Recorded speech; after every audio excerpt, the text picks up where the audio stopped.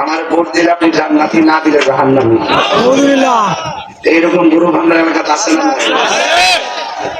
এগুলা অবান্তর কথা, দিনের নামে এগুলো অপব্যাখ্যা।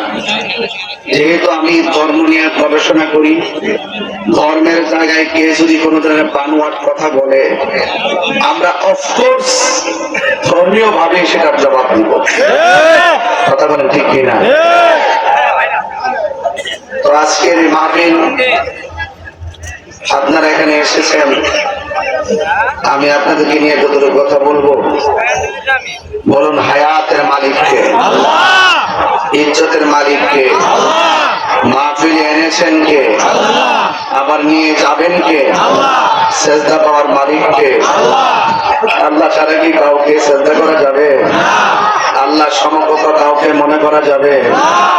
এবং আল্লাহ ছাড়া কারো কাছে মাথা নত করা যাবে? মা বাবার পায়ের মধ্যে চুমা দিলে কি সেজদা হবে? উস্তাদকে পায়ের মধ্যে চুমা দিলে কি সেজদা হবে? তাইলে কদম বসিও বুঝে না, সেজদাও বুঝে না, একটার মধ্যে আরেকটা লাগাইতে। আর আমরা কোনোদিন ওয়াজে বললাম না যে আমরা সেজদা করি, ওলি আল্লাহর মাজারে গিয়ে সেজদা করি, কাউকে উৎসাহ করেছি, এরকম ইতিহাস কি আছে?